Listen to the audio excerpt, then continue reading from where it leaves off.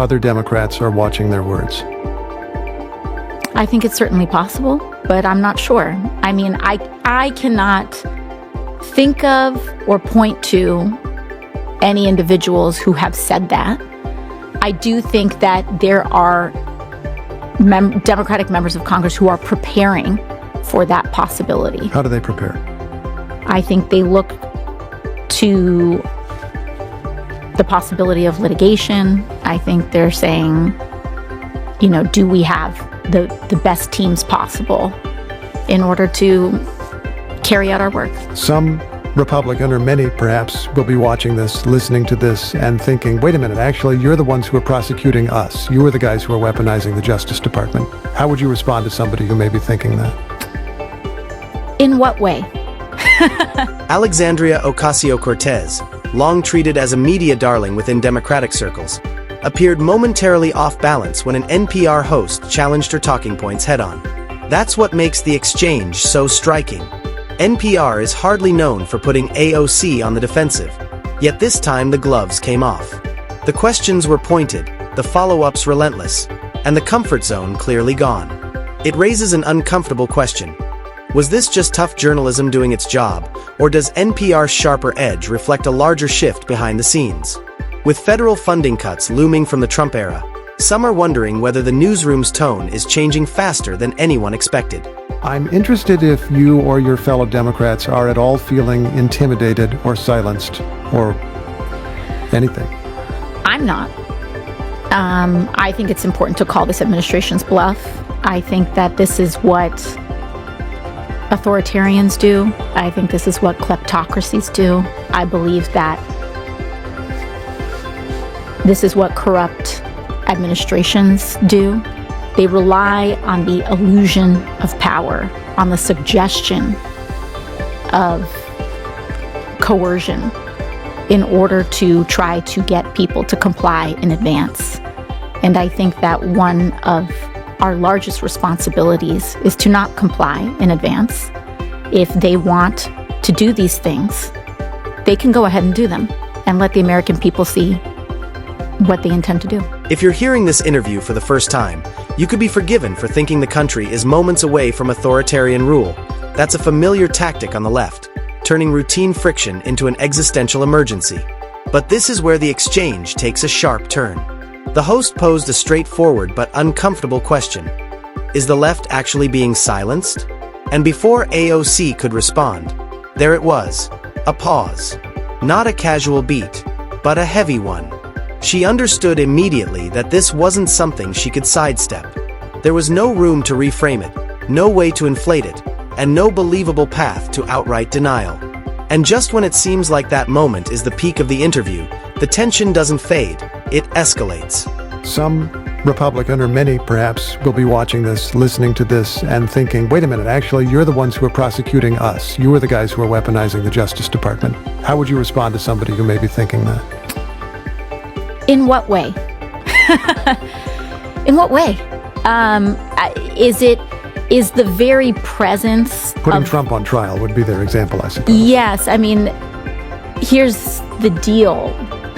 In the United States, there is a jury where we are judged by our peers, and he was found guilty in court on 34 felony charges. If people want to say it was weaponized, I mean, it is hard-pressed to say that there's a partisan argument for that. And there it is, another question that slices cleanly through today's DNC messaging. Democrats are quick to claim Trump is weaponizing the justice system, all while brushing past years of criticism that they did the very same thing to him. But here's where it really gets revealing.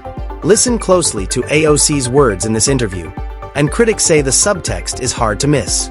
Her remarks suggest that legal and institutional pressure was applied during Trump's presidency. She tries to dress it up as accountability, but the implication lingers just beneath the surface. So if Trump is now pushing back using those same mechanisms, why the sudden moral outrage? You can't run the play, rewrite the rules, and then act shocked when the other side reads from your own playbook. Fair is fair. And just as that tension settles, the interviewer pivots to immigration, and AOC's answer there only turns up the heat even more. what extent is immigration as an issue part of your problem with working class voters? I mean, I guess my question would be what does the word problem mean? People voting for the other side and not for you. Yeah. Feeling that Democrats are not serious about the issue in ways that concern them. I think that we have a problem on immigration because of the lack of progress that we've had on this issue. And as we know, Republicans weaponize that lack of progress. Of course, there was famously a bipartisan bill last year that Republican majority in the Senate and also in the House were willing to pass. President Biden was willing to work with them on it. And Donald Trump said, do not solve this problem. Now, this part is truly interesting. For all the lofty promises and moral grandstanding, the critics argued Democrats didn't solve major immigration problems during their time in charge. In fact, when Kamala Harris was famously put in charge of the border, the situation didn't just stagnate, it spiraled. We ended up witnessing one of the worst border crises in modern American history. With surge after surge and no sustainable plan in sight, instead of prioritizing the concerns of everyday Americans, the DNC poured its energy into symbolic gestures and broad rhetoric about immigrants, while the communities affected by the crisis were left behind. And as always, political reality delivered the bill. Eventually, the Democrats had to pay the price for ignoring the people who truly matter. It is a problem not just for Democrats, it's a problem for the entire country that Republicans do not want to solve any sort of issue with immigration. They are completely uninterested in addressing undocumented people, in addressing a path to citizenship. Well, they do want to address undocumented people by removing them. I mean, that's what the president is attempting now. I have to admit, the NPR host's pushback was unexpectedly pointed. Because whether you admire him or despise him, Trump supporters argue he has shown more urgency and resolve on immigration than any recent leader. He went after undocumented immigrants who bypassed the system, targeted the pipelines cartels and smugglers depend on, and moved to fortify the border in ways past administrations mostly discussed but rarely executed. You might take issue with his rhetoric, but it's hard to ignore the action-oriented strategy behind it. While others leaned on speeches and symbolic moves, Trump emphasized measurable outcomes and concrete enforcement. And hearing an NPR host acknowledge even a sliver of that reality, that's the kind of twist almost no one expected. Why do you think this issue did seem to be a political loser for Democrats among key groups and key constituencies, if what you say is true? I think that a lack of a path to citizenship in the United States, the lack of addressing comprehensive immigration reform creates a large population of undocumented people in the United States. And that is allowed to be weaponized in many ways. We have a large population of undocumented people in the United States. Overwhelmingly, it is not because they crossed the southern border of the United States. It's because they came here in a documented fashion and overstayed a visa. Sure. And became undocumented. And it is the lack of ability for us to expand paths to citizenship, modernize paths to citizenship over decades that create this bubbling issue. I've rarely seen AOC look this unsettled in an interview, certainly not like this. For a brief moment, you can almost sense the wheels turning as she struggles to keep her storyline from unraveling. Then she delivers the claim that really makes you stop and stare, that there's no clear path to citizenship, and that this is the root of America's immigration crisis. No clear path. Really? Then how did someone like Arnold Schwarzenegger arrive with little more than ambition and determination and eventually become a U.S. citizen? How did Ilhan Omar, a refugee by her own account, navigate this supposedly non-existent system and rise all the way to Congress? The reality is straightforward.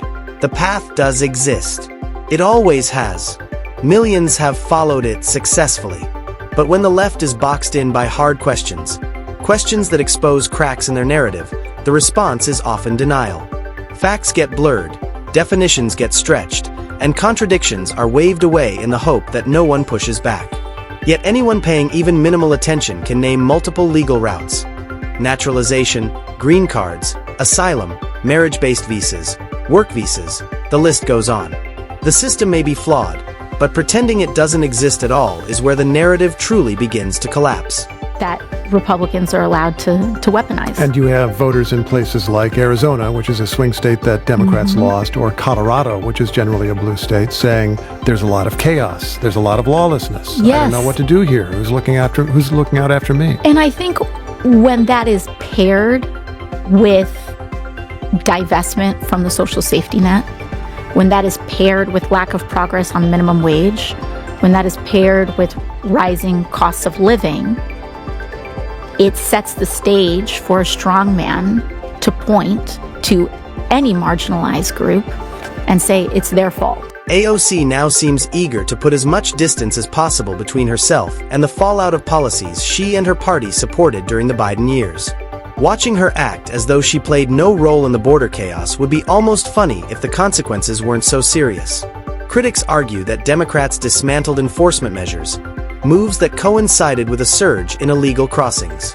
And now, the moment Trump steps in and attempts to reassert control, they cry outrage. He's attacked for trying to clean up a crisis they spent years downplaying or denying altogether. But the impact of illegal immigration is no longer abstract. It shows up in overstretched city budgets, overburdened social services, and neighborhoods struggling to absorb the strain. Ordinary Americans feel it. Mayors in reliably blue cities feel it. Even Democratic governors have begun to acknowledge the problem publicly. Still, much of the left looks the other way, favoring political convenience over workable solutions. The issue was more useful as a talking point than something to actually fix. So when AOC now tries to sidestep responsibility, it falls flat. The record is there, and voters haven't forgotten who helped shape the policies that led us here. One was upset, I suppose, because he felt that you were giving advice to people who were here illegally. Were you? I was giving advice to all of my constituents. Yeah.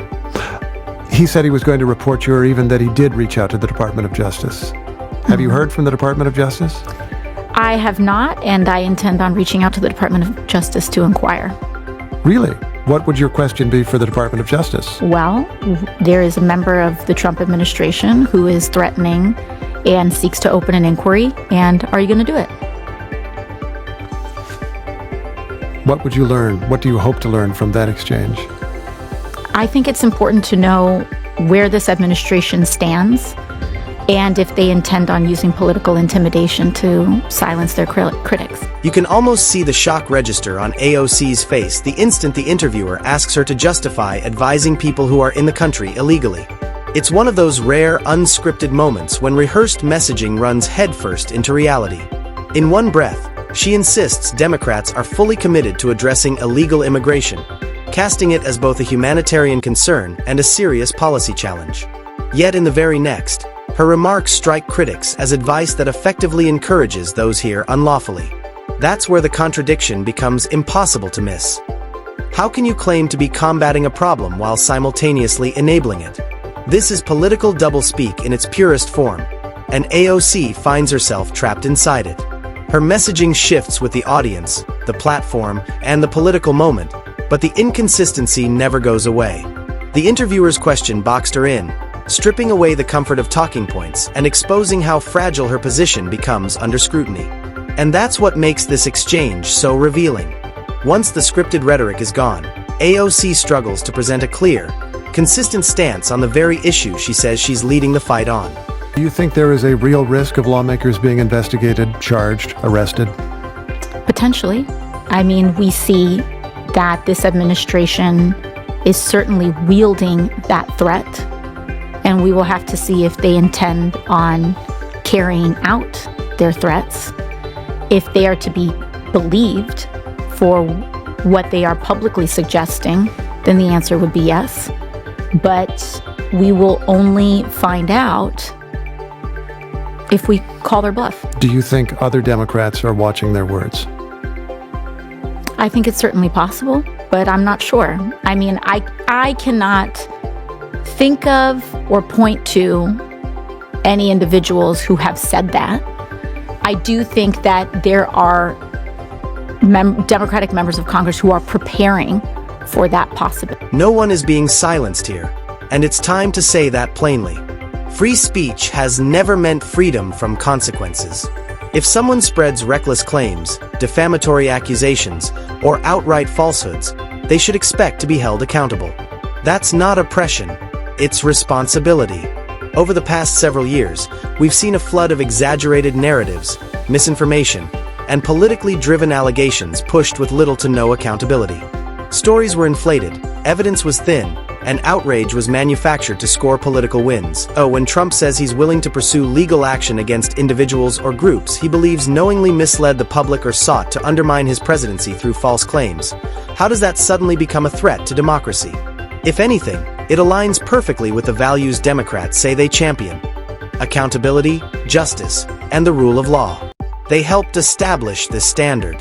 They normalized the use of legal mechanisms to enforce consequences. What's happening now is simply that same standard being applied in the opposite direction. Actions have consequences. And when those consequences no longer fall on just one side, that isn't censorship, it's consistency. By the end of the interview, AOC's polished talking points had lost their shine, revealing contradictions the left has struggled to conceal. NPR's unexpectedly tough questioning only made those gaps more obvious. If critics believe Democrats played a role in creating this moment and now fear accountability, that responsibility lies squarely with them. The era of one-way narratives is coming to an end. And that wraps up today's video. If you found this breakdown useful, make sure to like the video and subscribe to the channel for more content like this.